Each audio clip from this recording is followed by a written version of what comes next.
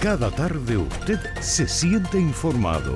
Desde las 6:10, 20 minutos, con el patrocinio de Liuna, local 183. Feel the power.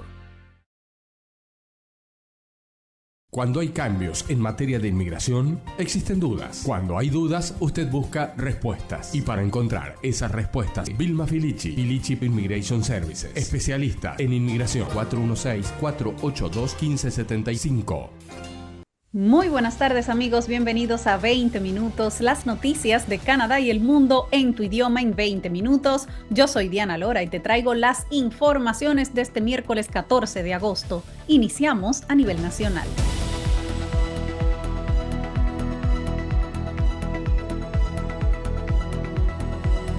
Inmigración evalúa quitarle la ciudadanía a un acusado de terrorismo. El ministro de Inmigración, Mark Miller, dijo que se siente indignado por el caso que involucra a 2 hombres que fueron señalados como los responsables de planificar un atentado terrorista en Toronto que fue frustrado por la Real Policía Montada, porque uno de los 2 había obtenido la ciudadanía canadiense, eso a pesar de que había sido acusado en el año 2015 de participar en el extranjero en un asalto agravado bajo las directrices del grupo terrorista Estado Islámico. Aunque el ministro no dejó claro si Ahmed Fuad Mostafa El Didi obtuvo la ciudadanía antes o después de participar en ese hecho junto al Estado Islámico, sí dijo que el gobierno federal está estudiando si debe revocarle la nacionalidad. Escuchemos a Miller.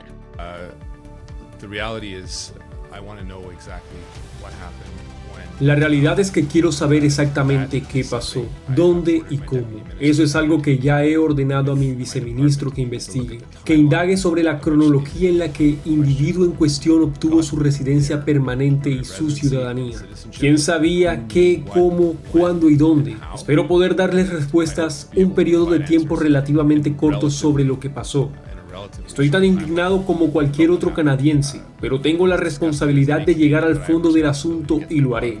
Puede que la información que podamos compartirles, dado los procedimientos de casos criminales, sea limitada, pero me aseguraré de que los canadienses estén seguros y al mismo tiempo que no comprometamos un caso que se está procesando en la corte.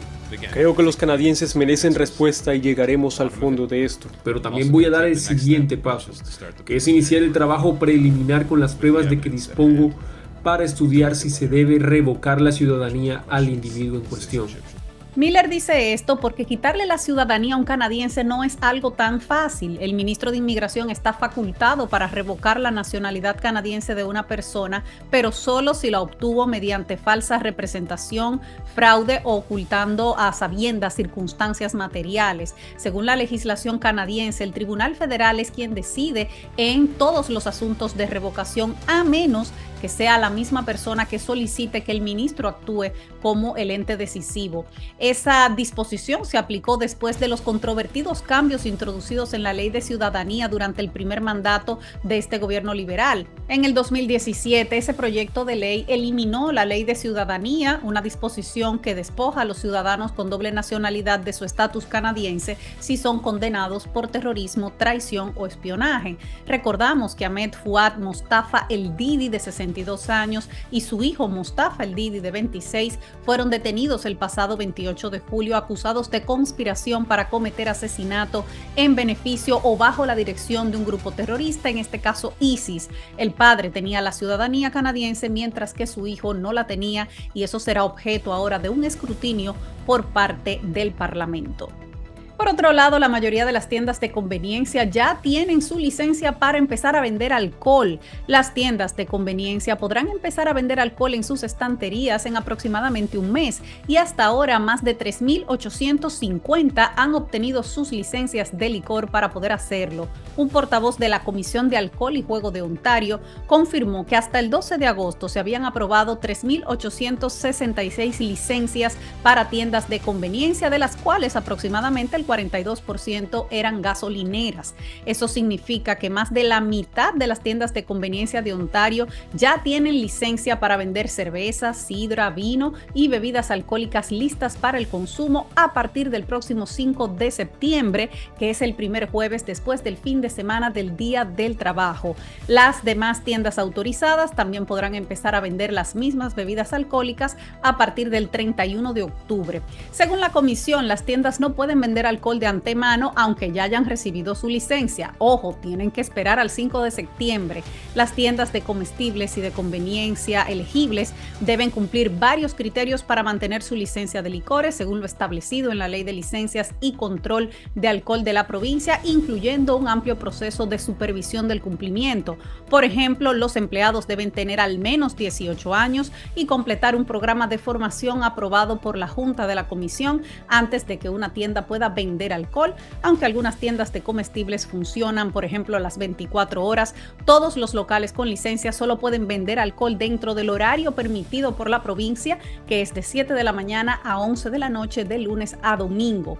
Además, los titulares de licencias de tiendas de comestibles solo pueden vender bebidas con una graduación alcohólica no superior al 7,1%.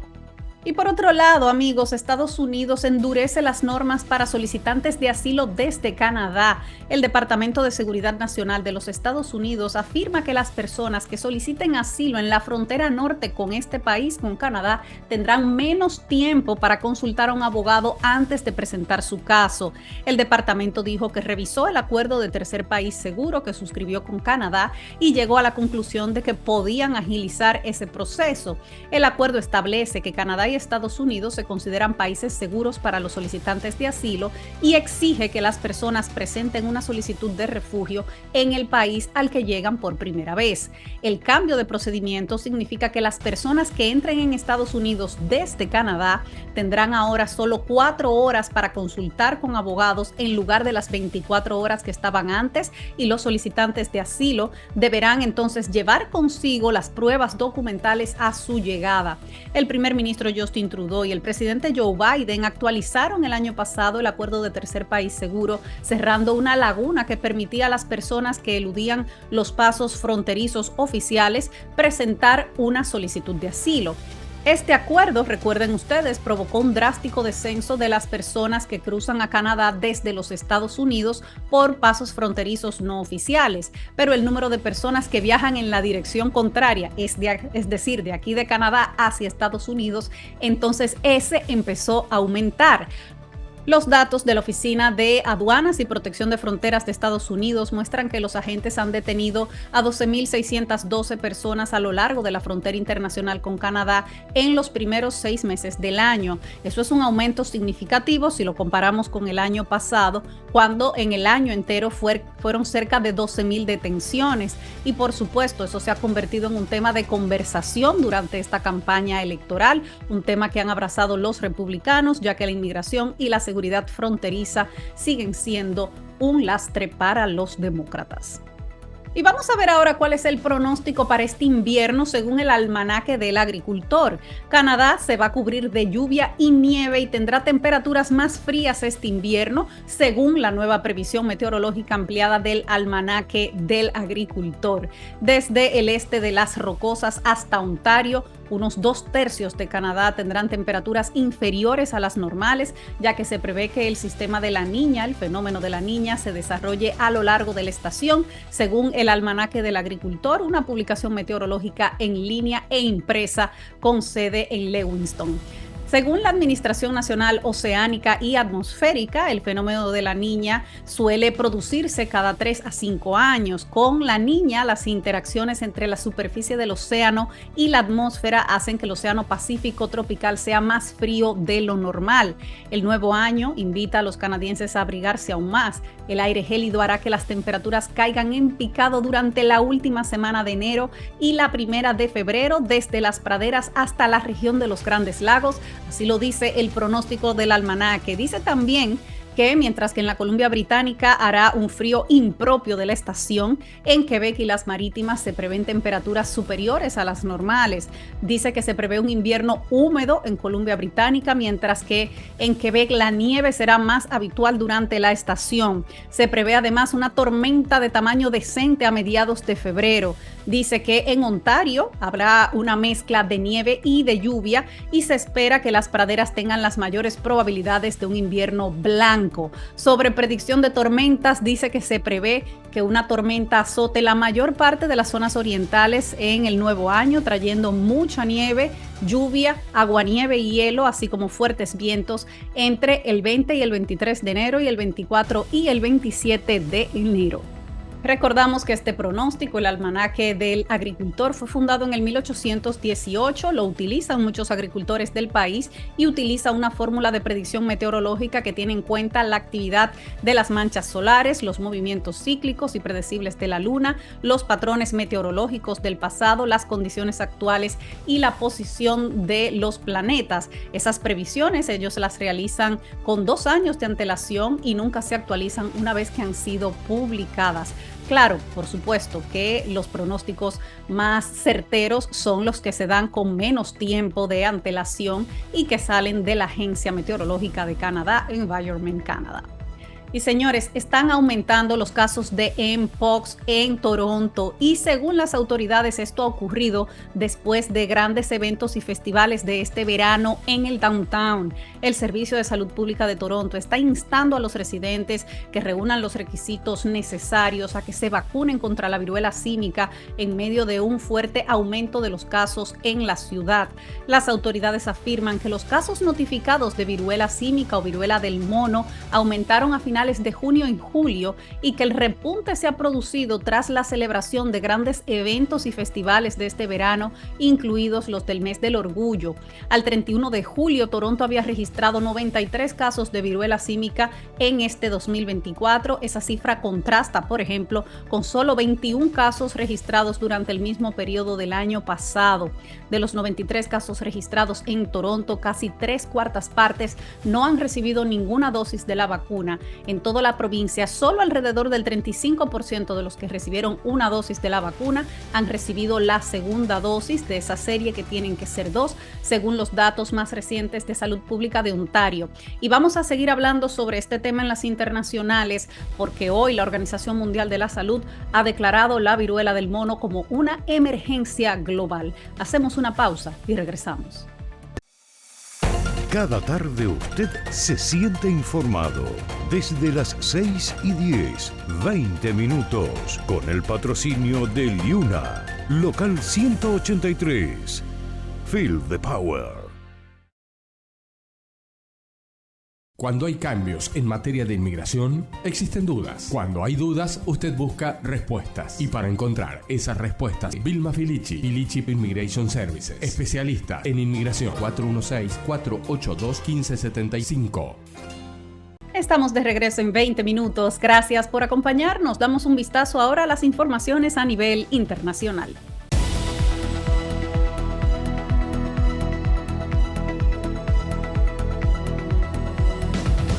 La Organización Mundial de la Salud declara emergencia global por Mpox. La Organización Mundial de la Salud declaró hoy la emergencia global por la propagación de Mpox, antes conocida como viruela del mono. Este es el nivel más alto de alerta sanitaria a nivel internacional. Escuchemos cómo lo anunció el doctor Tedros Adhanom en rueda de prensa, el director de la Organización Mundial de la Salud.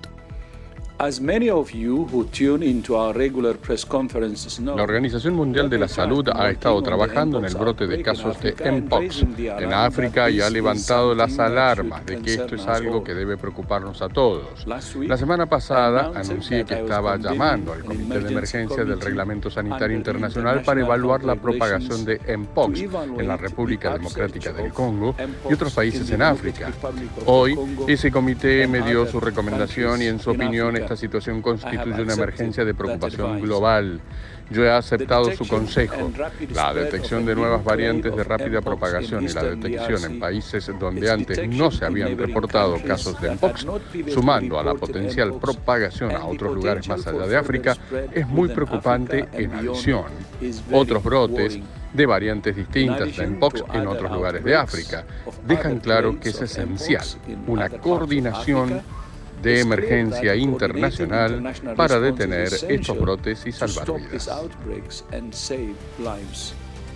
Esta es ya la segunda vez en 3 años que la Organización Mundial de la Salud declara una epidemia de viruela del mono como emergencia sanitaria mundial. Ya lo había hecho en julio del 2022. Ese brote llegó a afectar a casi 100,000 personas, principalmente hombres homosexuales y bisexuales en 116 países y mató unas 200 personas. Esta vez la amenaza es más mortal porque desde principios de este año, solo en la República Democrática del Congo se han registrado más de 14,000 casos de viruela y 524 muertes. Los grupos de mayor riesgo allí han sido mujeres y los niños menores de 15 años. El brote se ha extendido por 13 países africanos, entre ellos algunos que nunca habían notificado casos de viruela. El martes, los Centros para el Control y la Prevención de Enfermedades de África declararon una emergencia de salud pública de seguridad continental, la primera vez que la organización da ese paso desde que la Unión Africana le concedió la facultad de hacerlo el año pasado. La aparición el año pasado de la variante Clade IB y su rápida propagación en la República Democrática del Congo, que parece propagarse principalmente a través de redes sexuales, y su detección en los países vecinos son especialmente preocupantes y constituyen una de las principales razones por las que decidí convocar este comité de emergencia. Así lo dijo el director de la OMS en la apertura de la reunión. Pero no nos enfrentamos a una sola epidemia y a una sola variante, nos enfrentamos a varias epidemias con diferentes variantes en diferentes países, con diferentes modos de transmisión y diferentes niveles de riesgo. Así apuntó el doctor Tedros Adhanom para resaltar la importancia de esta declaratoria de emergencia global. Y vámonos ahora hacia los Estados Unidos, donde la inflación cae al 2,9%. Aumentan las esperanzas de un recorte de tasas en los Estados Unidos tras los datos sobre el índice de precios al consumo de julio que fueron dados a conocer en el día de hoy y que indican que la inflación bajó incluso un poco más de lo esperado por los economistas. La Oficina de Estadísticas Laborales informó que la inflación general fue del 2,9% anual en julio, por debajo del 3% de junio. La inflación subyacente, que incluye los precios de los alimentos y los carburantes, también se siguió enfriando.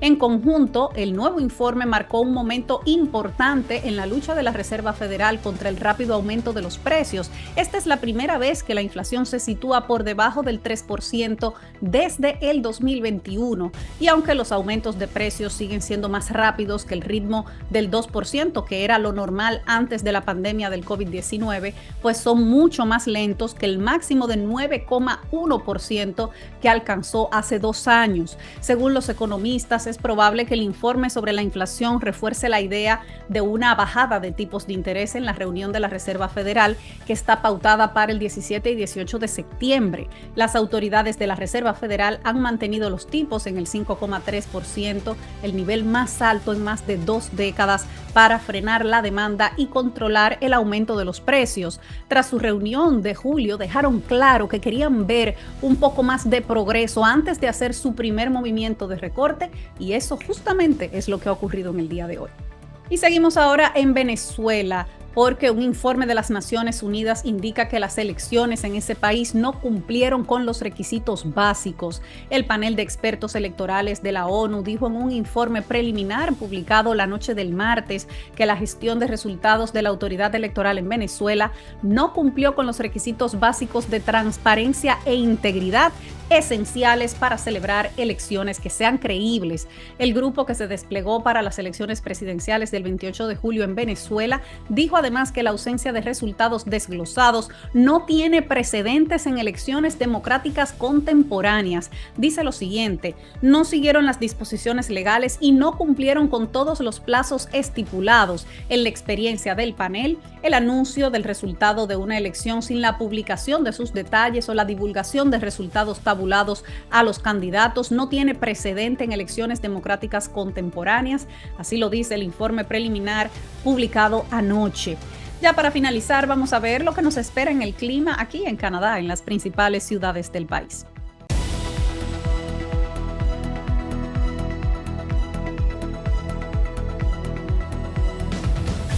Mañana en Toronto estará soleado, tendremos temperaturas entre 28 y 20 grados. En Ottawa hay un 30% de probabilidades de tormentas eléctricas y temperaturas entre 29 y 15 grados. En Montreal tendrán cielos despejados con temperaturas entre 29 y 19 grados. En Vancouver estará seminublado con temperaturas entre 23 y 16 grados. Y en Calgary lluvias pronosticadas y temperaturas entre 25 y 14 grados.